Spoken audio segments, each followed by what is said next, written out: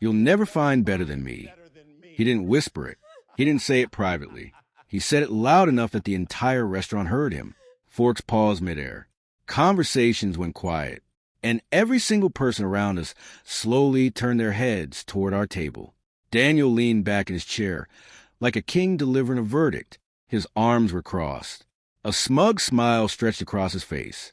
Like humiliating someone in public was just another Tuesday evening. I remember staring at the glass of water in front of me. My hands were trembling slightly. 3 years. 3 years of a relationship ending in one cruel sentence.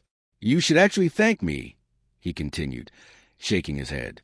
"Without me, you'd be nothing." A few people nearby shifted uncomfortably.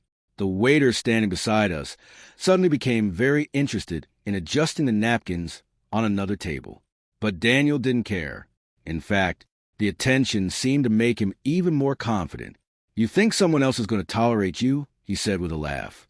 "Seriously, Maya, be honest with yourself." I slowly looked up at him.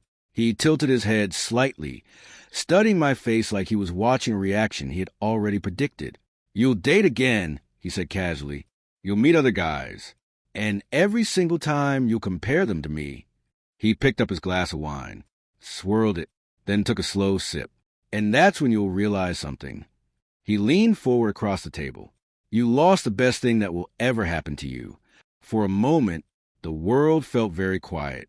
3 years of memories flashed through my mind. The good ones, the bad ones, the nights I stayed awake wondering why I never felt good enough, the constant comments, the criticism disguised as advice. And suddenly, something inside me snapped. Not loudly, not dramatically, just quietly, like a thin thread finally breaking after being stretched too far. I looked him in the eyes and asked softly, "If you're really the best I'll ever have, why do you need to convince me?" The smile on his face twitched. Just for a second. It was small, but I saw it. Daniel wasn't used to being questioned, especially not by me. But the moment passed quickly. He leaned back again and chuckled. "You're emotional right now," he said calmly. "That's normal. Breakups are hard." Breakups.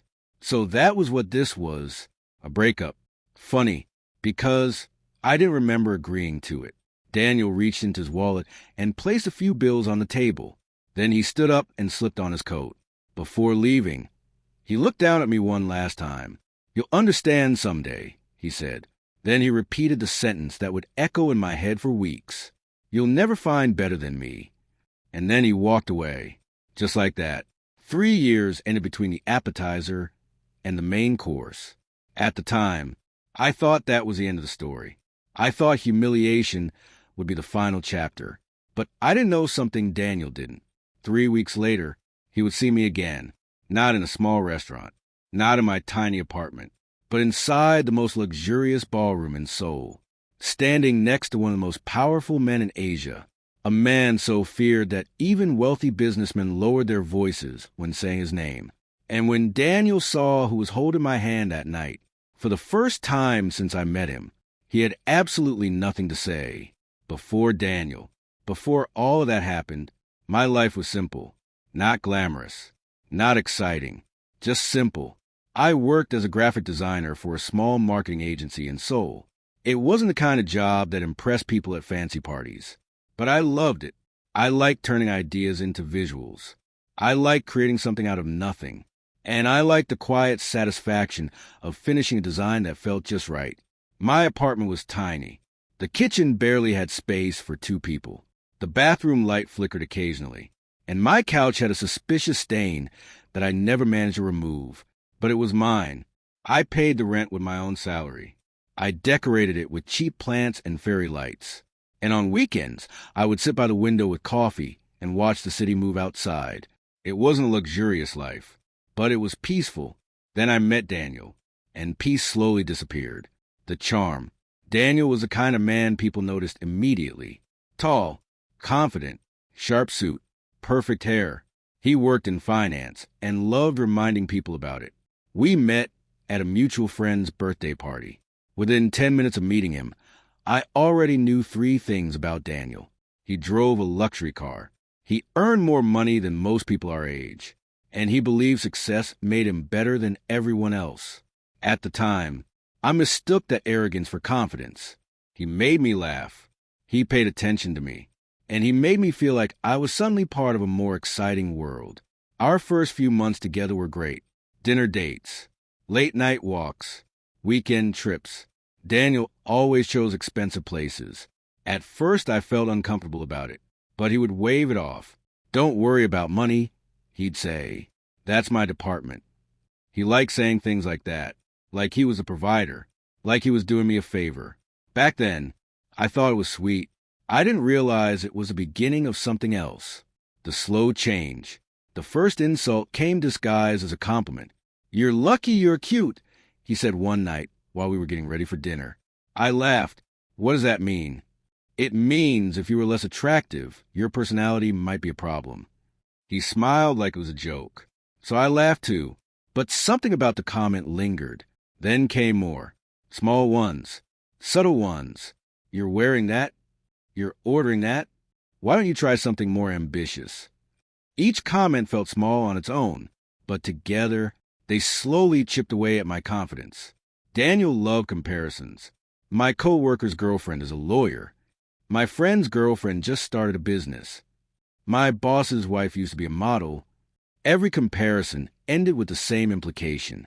You could be better. You should be better. And somehow, it always felt like I was disappointing him. Control. By the second year of our relationship, Daniel had mastered something dangerous. He made criticism sound like concern. "I'm just trying to help you improve. I want you to succeed. You should thank me for being honest." If I got upset, he would sigh. "You're too sensitive." If I defended myself, he would laugh. "You're overreacting." And slowly, I started doubting myself.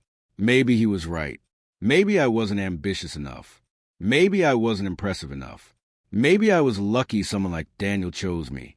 Looking back now, I realized something important. When someone constantly makes you feel small, it's not because you are small. It's because they need you to be. The beginning of the end. The final year of our relationship felt different. Daniel's career was going well. He got promoted. His salary increased. And with every success, his ego grew larger.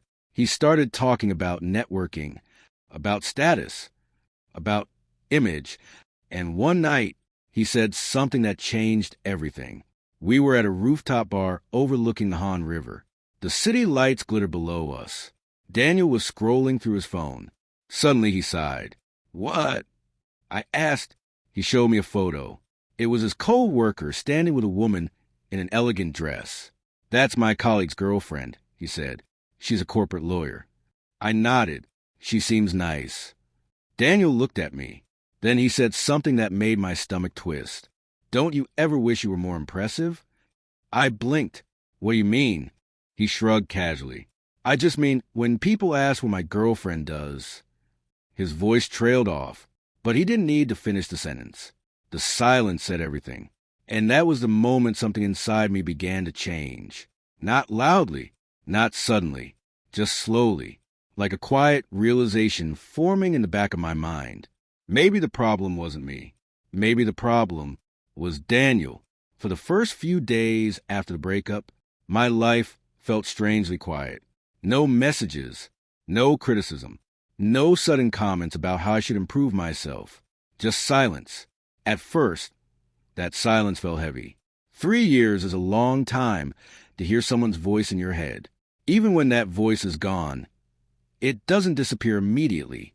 Every morning when I looked in the mirror, Daniel's words would echo again. "You're lucky I chose you. You're not impressive. You'll never find better than me." It's strange how insults can stay with you longer than compliments. But something unexpected happened after a week.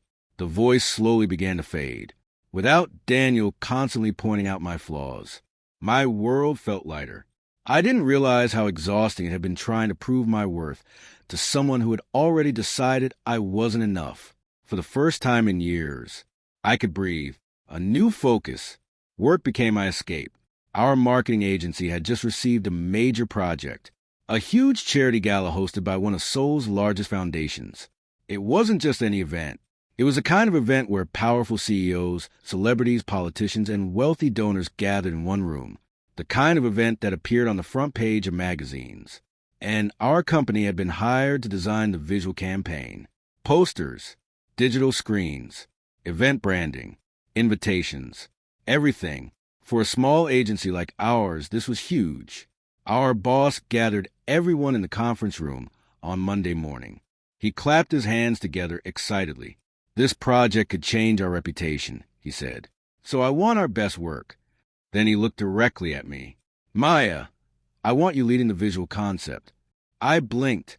Me? He nodded. You've been consistent, creative, and clients love your work. For a moment, I didn't know what to say. 3 weeks earlier, Daniel had told me my job was impressive.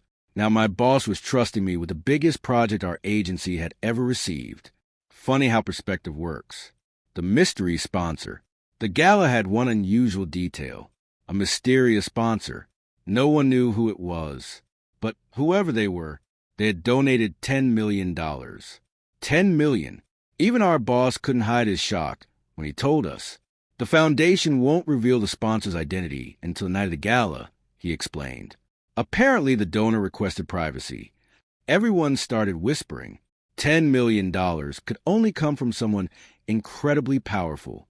A tech billionaire, a conglomerate chairman, maybe even someone from overseas. Speculation filled the office for days. But the truth was, no one knew, and somehow that mystery made the event even more exciting. Preparing for the gala. The next 2 weeks passed in a blur of work. Design revisions, client meetings, late nights, coffee cups piling up beside my laptop. But for the first time in a long while, I felt confident. The designs were coming together beautifully. Elegant gold lettering, deep black backgrounds, minimalist but luxurious. The theme of the gala was Hope Beyond Tomorrow, but the event itself looked more like a royal celebration. Every detail had to be perfect. One evening, while reviewing the final layouts, my co-worker Jisoo leaned over my desk. You know what? She said. What? You seem different lately. I frowned. Different how? She shrugged. Happier. I hesitated. Well, Daniel and I broke up. Her eyes widened. Wait, seriously? I nodded. Jisoo leaned back in her chair. Then she smiled slowly. Good. I laughed. That's not the reaction I expected. She shrugged again. I always thought he talked down to you.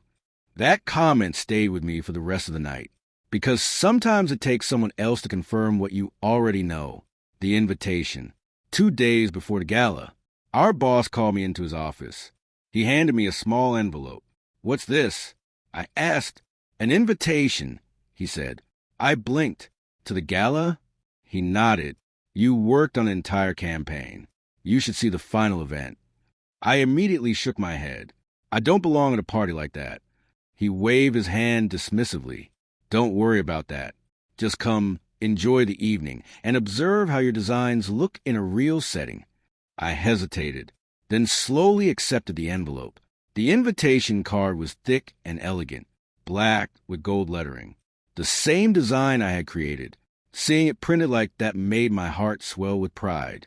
But another thought quickly followed. What would I even wear? The dress. The day of the gala arrived faster than expected. Seoul buzzed with excitement. News outlets were already discussing the event. Rumors about the mysterious donor had reached almost every major business circle. After work, I stood in front of my closet for 20 minutes. Everything looked wrong. Too casual. Too simple. Too ordinary. Finally, I called Jisoo. She arrived at my apartment an hour later, carrying a garment bag. I knew this would happen, she said dramatically. She unzipped the bag. Inside was a stunning black evening dress. Simple, elegant, perfect. My sister wore it once. Jisoo said, Now you will. I stared at the dress in disbelief. Are you sure? She rolled her eyes. Just wear it. 30 minutes later, I looked in the mirror. For the first time in a long while, I felt beautiful. Not because someone else approved, but because I liked what I saw. The grand ballroom. The gala took place at the Imperial Crown Hotel, one of the most luxurious hotels in Seoul. The moment I stepped inside, I almost turned around. Everything was dazzling. Crystal chandeliers, golden decorations, a live orchestra playing soft classical music, waiters moving through the crowd carrying trays of champagne, men in tailored suits, women in designer gowns. I felt like I had stepped into another world. But something unexpected happened as I walked through the ballroom. My designs were everywhere. The banners, the digital displays, the stage backdrop, everything. For a moment, I forgot about being nervous, because this was my work, and it looked incredible, the unexpected face. I was standing near the champagne table when I heard a familiar voice behind me. Well, this is surprising. My heart dropped instantly. I didn't even need to turn around. Daniel, of course he would be here. Events like this were exactly the kind of place he loved. I slowly turned. He was wearing a dark blue suit that probably cost more than my monthly rent, and he looked exactly the same. Confident, smug. Daniel scanned my dress with clear surprise. "Wow," he said, "you clean up nicely." I forced a polite smile. "I'm working here." He chuckled. "That makes sense." Then his eyes drifted around the room. "I was wondering how someone like you got into an event like this." The word stung, but I didn't react. I had heard worse from him before. "So," he continued, sipping champagne, "still designing logos?" Before I could answer, someone behind him spoke. "Excuse me." The voice was calm, deep, quiet, but something about it instantly changed the atmosphere around us. Daniel turned around, and suddenly, everything about him shifted. His confident posture stiffened. His smile disappeared. It was the first time I had ever seen Daniel look nervous. Standing behind him was a tall man in a black suit, perfectly tailored, his expression calm and unreadable. Dark eyes, sharp features, and an aura of quiet authority that made people instinctively move out his way. Several other men in suits stood behind him, silent, watchful, like shadows. Daniel stepped aside immediately. Sorry," he muttered. The man didn't even look at him. His attention was on me. For a moment, we simply stared at each other. And then something strange happened. The man smiled, just slightly. "Maya," he said. My heart skipped. "How do you know my name?" Daniel looked between us, confused. The man extended his hand toward me. "My name is Kong Min-jae." The name sent a ripple through the people nearby. Whispers spread instantly, because Kong Min-jae was not just another wealthy guest. He was someone far more powerful, a man whose businesses controlled ports, shipping routes, hotels, and tech companies. But beneath those legitimate industries, rumor said something darker existed, something dangerous, something untouchable. People in Seoul had a nickname for him, the Shadow of Seoul. And at that moment, he was standing directly in front of me, holding out his hand. "My name is Kong Min-jae." The moment he said those words, the air around us seemed to shift. Daniel froze, literally froze. For a second, he just stared at the man in front of him like his brain had stopped working. And honestly, I didn't understand why. The name sounded familiar, but I couldn't immediately place it. But other people in the ballroom clearly recognized it. A quiet ripple of whispers moved through the nearby crowd. Someone behind me gasped softly. Two businessmen standing near the champagne table suddenly straightened their posture. One of them even lowered his head slightly in respect. That was when I realized something. This man wasn't just another wealthy guest. He was someone important, very important. But the strange part was, he was still holding his hand out toward me, waiting. I hesitated for half a second before placing my hand in his. His grip was firm but gentle, and when our hands touched, a faint memory stirred in my mind. Those eyes, that calm expression. Suddenly I remembered. "You were my client," I said quietly. A small smile appeared on his face. "Yes." 2 years earlier, a quiet man had visited our office to redesign branding for a small private foundation. He hadn't mentioned anything about wealth or power. He had simply introduced himself as Min-jae. Polite, soft-spoken, thoughtful. I had worked with him for 3 weeks on that project. He always arrived early, always listened carefully, always thanked everyone politely. At the time, I had assumed he was just another business client. But standing here now, seeing the reaction of everyone around us, I realized something shocking. That quiet client had been calling Min-jae all along. Daniel cleared his throat awkwardly. I didn't realize you two knew each other. Min-jae finally looked at him. His gaze was calm, but there was something sharp behind it. Something that made Daniel instantly uncomfortable. And you are? Min-jae asked. Daniel, he replied quickly. Investment banking. Min-jae nodded slightly. Then he asked a simple question. How do you know Maya? Daniel hesitated. His eyes flicked toward me, then back toward Min-jae. We used to date. The words came out stiff, careful, like he was suddenly choosing them very cautiously. Min-jae looked at me briefly, just 1 second, but that 1 second felt strangely intense. Then he returned his attention to Daniel, and Daniel forced a laugh. It didn't work out. Min-jae studied him silently, and in that moment, something about the entire situation changed. It felt like Daniel was being examined, like someone was quietly judging him. Then Min-jae spoke again. That surprises me. Daniel blinked. Why? Min-jae's voice stayed calm. Because Maya is exceptional. The sentence landed like thunder. For a moment, nobody spoke. Daniel's smile completely disappeared. His face twitched slightly, like he wasn't sure how to respond. Because for the first time since I had known him, someone had just said the exact opposite of everything Daniel believed about me, and they had said it with absolute certainty. Min-jae continued speaking. Intelligent, creative, reliable. His tone remained steady. It would be difficult to lose someone like her. Daniel swallowed. Yeah, well, relationships are complicated. Min-jae tilted his head slightly. Were they? The question sounded simple, but something about it made Daniel visibly uncomfortable. I had never seen him struggle to speak before, but now he looked like a student being questioned by a strict teacher. I mean, Daniel said carefully, sometimes people grow apart. Min-jae nodded slowly. I see. Then he looked at me again. Are you enjoying the event? The sudden shift in conversation surprised me. Yes, I said. It's beautiful. Min-jae glanced around the ballroom. The designs are excellent. My eyes widened. You noticed? He smiled slightly. I recognize good work. Daniel suddenly looked confused. What designs? Min-jae gestured toward the banners and screens around the room. Maya created the visual campaign for this event. Daniel's eyes widened. What? For the first time that evening, he looked genuinely shocked. You designed all of this? I nodded quietly. He slowly turned his head, looking around the ballroom again.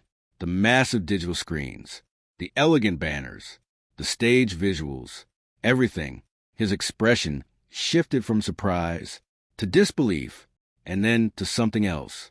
Something uncomfortable, because suddenly the girl whose career he mocked was responsible for the entire look of the most prestigious event in the city. Min-jae spoke again. She also helped design the foundation branding 2 years ago. Daniel blinked. Wait, that was your foundation? Min-jae nodded calmly. Yes. Daniel's face had turned noticeably pale, because suddenly a terrifying possibility had appeared in his mind. He glanced between the two of us again. Are you the sponsor tonight? Min-jae didn't answer immediately. Instead, he picked up a glass of champagne from a passing tray. Then he took a small sip. Yes. The word was quiet, but it echoed like thunder. Daniel almost choked. $10 million? Min-jae shrugged slightly. It seemed like a good cause. Around us, more whispers spread through the room. People were starting to notice the conversation. Several guests had already begun subtly watching. Daniel tried to regain his composure. That's impressive. Min-jae didn't react. He simply looked at Daniel for another long moment. Then he asked one final question. How did you treat her? Daniel froze again. The question was simple, but incredibly dangerous. I could see the panic flicker across his face, because suddenly he realized something. The most powerful man in the room was asking about his behavior toward me. Daniel laughed nervously. I treated her well, of course. Min Jae didn't smile. Of course. Daniel nodded quickly. Absolutely. The silence that followed felt heavy. Min Jae looked at him for another few seconds. Then he said something that made Daniel's confidence collapse completely. That's good. Daniel exhaled slightly in relief. But Min Jae continued. Because if you hadn't, his voice remained calm. This conversation would be very different. Daniel's smile vanished again. And for the first time since I had met him, he looked afraid, not embarrassed, not awkward, afraid. Because everyone in Seoul knew the rumors about Kang Min Jae, the businesses, the wealth, the influence. But people also knew something else. You did not become that powerful without making enemies disappear. Min Jae turned back toward me. I would like to show you something. Show me what? He gestured toward the center of the ballroom. The stage. I followed his gaze. The event host was walking toward the microphone. The orchestra slowly quieted. The entire ballroom began settling into silence. Min Jae offered me his arm. A traditional gesture. Elegant. Respectful. For a moment I hesitated. Then I accepted. And as we began walking toward the stage, I glanced back once. Daniel was still standing exactly where we left him, frozen, watching us, his face pale, because suddenly the story he believed about my life was collapsing in front of him, and the night was only just beginning. The orchestra slowly faded into silence. The soft murmur of hundreds of conversations in the ballroom gradually disappeared. At the center of the room, the host stepped onto the stage and tapped the microphone. Ladies and gentlemen, he began with a warm smile. Thank you for joining us tonight for the Hope Beyond Tomorrow Charity Gala. Polite applause spread through the room. Beside me, Kang Min Jae remained perfectly calm. His arm was still extended, and I was still holding it. But my heart was beating so loudly I was sure people around us could hear it. I leaned closer and whispered, "What are we doing?" Min Jae's expression didn't change. "Trust me," he replied quietly. Trust him. That was an interesting choice of words, because the truth was, I barely knew this man. Yes, we had worked together briefly 2 years ago, but the man I remembered had been a quiet client who brought green tea to meetings and thanked the receptionist every time he visited the office. This man beside me was someone else entirely, someone powerful, someone feared, and somehow he had just walked into my life again. The host continued speaking. Tonight we celebrate generosity, compassion, and the belief that the future can always be brighter than the past. Another round of applause followed. Daniel was still standing near the champagne table. Even from across the ballroom, I could see his eyes locked onto us. Confusion, unease, disbelief, all written clearly across his face. The host smiled again. And of course, this evening would not have been possible without the extraordinary generosity of our anonymous donor. The room immediately grew quieter. Everyone had been waiting for this moment.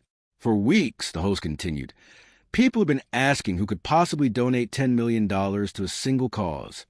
More whispers spread through the crowd. Min Jae finally began walking again, guiding me gently toward the stage. As we moved through the crowd, people stepped aside instinctively. Some guests bowed their heads slightly toward him. Others whispered his name under their breath. The shadow of Seoul, I heard someone murmur. And suddenly, the reality of who I was standing beside became very real. The host looked toward us, then smiled widely. Ladies and gentlemen, please welcome the man whose generosity made tonight possible. The spotlight shifted, and suddenly, all attention was on Kang Min Jae. The applause started slowly, then grew louder and louder, until the entire ballroom was filled with clapping. Min Jae stepped onto the stage. Then he turned and extended his hand toward me. The gesture surprised me. The host noticed immediately. "And who is this?" he asked curiously. Min Jae spoke calmly into the microphone. "This is Maya. Just Maya. No explanation. No title. Just my name." But something about the way he said it made the room even more curious. The host smiled politely. "Well, Maya, welcome." Min Jae looked out across the ballroom. His gaze moved slowly through the crowd. Then he began speaking. I am not a man who enjoys public attention. A few people chuckled softly. That was clearly true. He had avoided revealing his identity until the last moment. But tonight, he continued, I wanted to acknowledge someone important. My stomach tightened. Was he talking about the charity? The foundation? But Min Jae gently gestured toward me.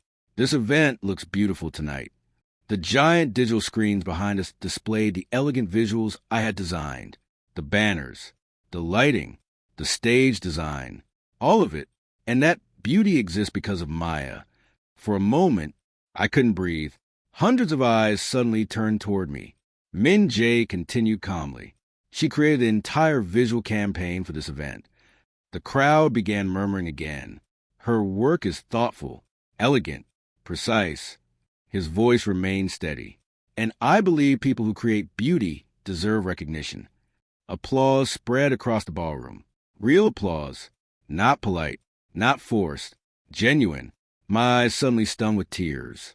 3 weeks earlier, someone had told me my career wasn't impressive. Now I was standing on stage in front of some of the most powerful people in Seoul, being praised by the most powerful man in the room. Min Jae continued. 2 years ago, Maya worked on a small project for one of my foundations. He glanced toward me briefly, and she treated every person in that office with respect. He paused, even though she didn't know who I was. The room listened quietly. That is rare. He turned his attention back to the crowd. Most people change their behavior when they discover power. Another pause. Maya did not. The applause returned again, louder this time. Across the ballroom, Daniel looked like someone had drained the color from his face, because the entire narrative he had built about me was collapsing in public. The girl, he called unimpressive, was now being praised in front of CEOs and celebrities, and the man praising her was someone Daniel would never dare insult. Min Jae finished his speech simply. Tonight is about hope. He glanced toward me again. And sometimes hope begins with recognizing the people who deserve it. The crowd erupted into applause again. Flashes from cameras lit the stage. And suddenly, my entire life had shifted in a single moment. The collapse of an ego. After the speech, the music resumed. Guests began approaching the stage to greet Min Jae. Powerful men shook his hand. Business leaders bowed respectfully. But something else was happening, too. People were now approaching me, complimenting the designs, asking about the agency, asking about future projects. My phone buzzed with notifications, LinkedIn messages, emails, connection requests, opportunity after opportunity appearing within minutes, all because someone powerful had simply acknowledged my work. Across the ballroom, Daniel was still standing alone, watching everything. Eventually, he approached, but this time, his confidence was gone. Maya, he said awkwardly. I turned toward him. Yes. He glanced nervously toward Min Jae, then back at me. I didn't realize you were involved in something this big. His tone had changed completely. Gone was the arrogance. Gone was the mockery. Now there was something else. Regret. I simply nodded. I've been working on it for weeks. Daniel hesitated. Then he forced a smile. You always were talented. The compliment felt strange coming from him, but it was too late, because the moment he had the chance to say those words, he didn't. Instead, he had chosen humiliation, and now the roles had reversed. You know, he continued carefully, maybe we should catch up sometime. I almost laughed. Catch up, now that my value had been publicly confirmed. Now he wanted to reconnect, but before I could respond, a calm voice spoke beside us. I don't think that will be necessary. Min Jae had returned. Daniel immediately stiffened. Min Jae looked at him calmly. I believe Maya has moved forward. Daniel nodded quickly. Of course, of course. His voice sounded small, uncertain. For a moment, he looked like he wanted to say something else. Maybe an apology, maybe an explanation. But he didn't, because deep down, he understood something painful. The door he had slammed shut 3 weeks earlier was now permanently closed. Daniel gave one final awkward nod. Then he quietly walked away. And that was the last time I ever saw him. The quiet balcony. Later that evening, the noise of the gala began to fade. Guests slowly departed. The orchestra packed their instruments. The staff began clearing tables. I stepped out onto the balcony, overlooking the Seoul skyline. The night air felt cool and refreshing. The city lights stretched endlessly below. After a few minutes, Min Jae joined me. "You handled the night well," he said. I laughed softly. I was terrified of the crowd. "No, I admit it, of you." He smiled faintly. "That's understandable." For a moment we stood in silence. Then I looked at him. "Why did you do that?" "What do you mean?" "The speech, the recognition, everything." Min Jae leaned against the railing. "You deserved it." I shook my head. "But you didn't have to do it like that." He looked out over the city, then said something unexpected. 2 years ago, when we first met, you treated me like a normal person." I frowned slightly. "You were a normal person." He chuckled quietly. "No one treats me normally." Then he looked at me again, and tonight I simply returned the favor. The wind moved gently across the balcony. After a moment, I asked another question. "Did you really mean what you said?" "Yes." "About me being exceptional?" His answer came immediately. "Yes." For a moment, neither of us spoke. Then he added something else. "Your ex was wrong." The sentence made me smile. "I know." Min Jae tilted his head slightly. "What did he say to you when you broke up?" I hesitated. Then I laughed softly. "He said I'd never find better than him." Min Jae looked out across the skyline again.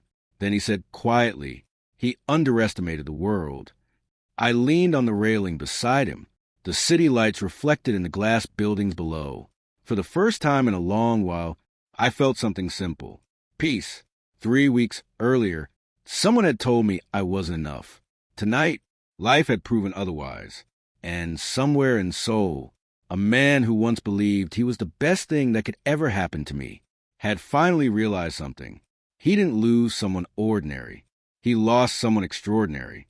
And by the time he understood that truth, the door to my life had already closed forever.